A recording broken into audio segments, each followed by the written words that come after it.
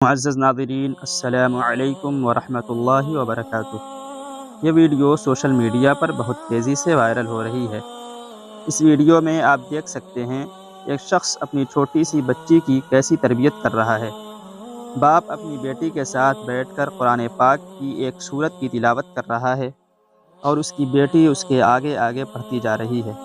अगर हम भी अपने बच्चों की ऐसी ही तरबियत करें तो इंशाअल्लाह हमारा घर भी जन्नतनुमा बन जाएगा।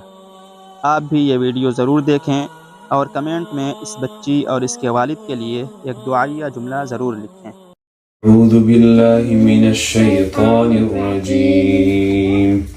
إن للمتقين مفازا حدائق وأعنابا وكواعب أترابا وكأسا دهاقا لا يسمعون فيها لغوا ولا كذابا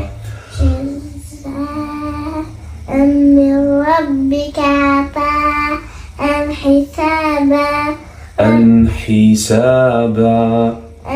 حسابا رب السماوات والأرض وما بينهما الرحمن لا يملكون منه خطابا يوم يقوم الروح والملائكة